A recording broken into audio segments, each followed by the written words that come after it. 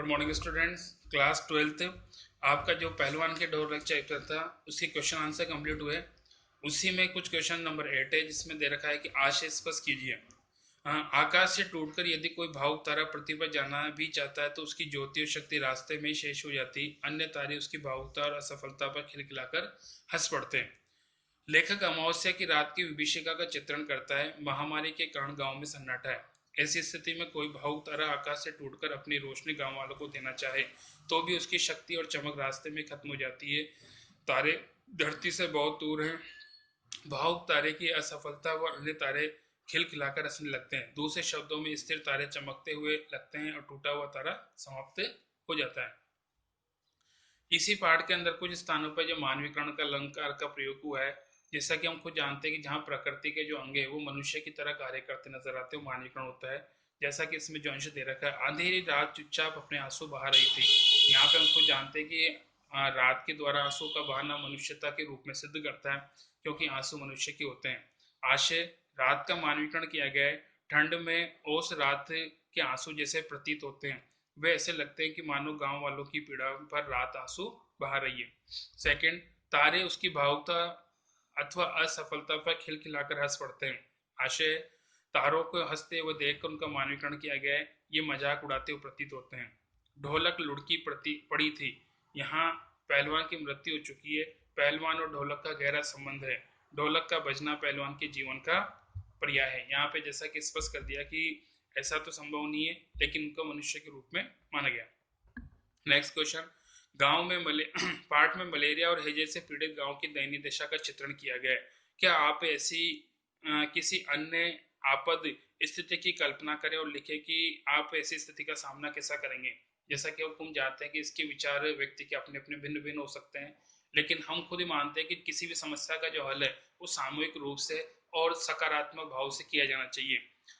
Part में malaria और हैजे से पीड़ित गांव की दयनीय दशा का चित्रण किया गया। आजकल स्वाइन फ्लू जैसी बीमारी भी आम जनता में दहशत में है। मैं ऐसी स्थिति में निम्नलिखित कार्य करूंगा।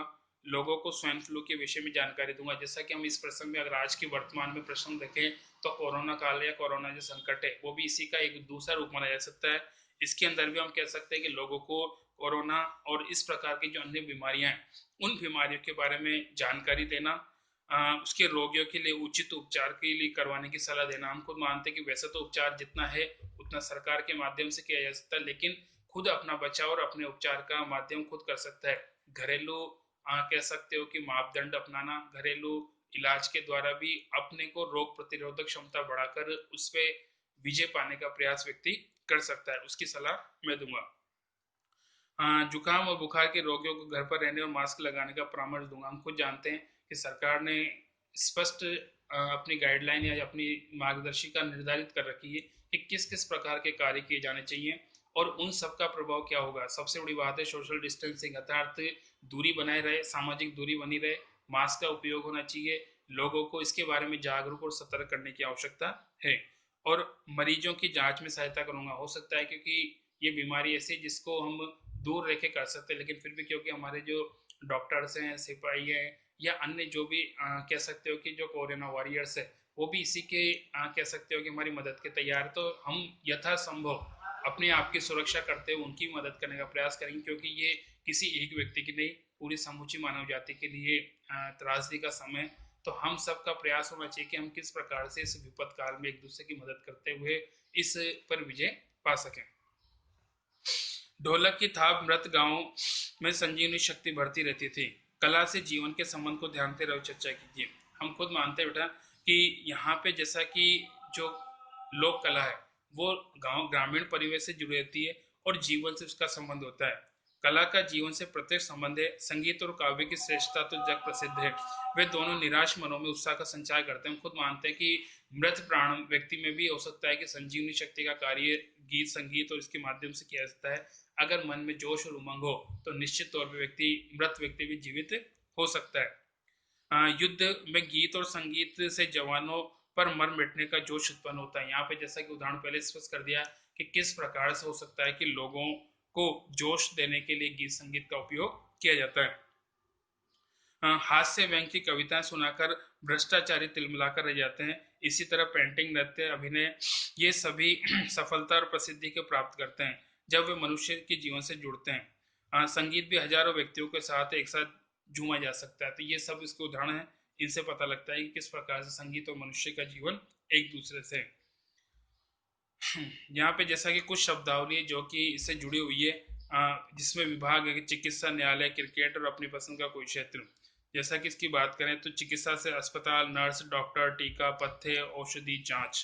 क्रिकेट में गेट, बैट, गेंद, विकेट, छक्का, चौका, क्लीन बोर्ड। न्यायालय, जज, वकील, नोटिस, जमानत, अपील, साक्षी और केस। और शिक्षा है पुस्तक, अध्यापक, विद्यार्थी, स्कूल, बोर्ड, पुस्तकालय आदि। यहाँ पे ये कंप्लीट हुआ। एक्स्ट्रा जो क्वेश्चन है उसको फर्स्ट है कि ढोल में तो जैसे पहलवान की जान बसी है, इस पाठ के आधार पर सिद्ध कीजिए। जैसा कि हमको पता है कि सब कुछ वो अपने ढोल को मानता है, गुरु भी उसी को मनाए।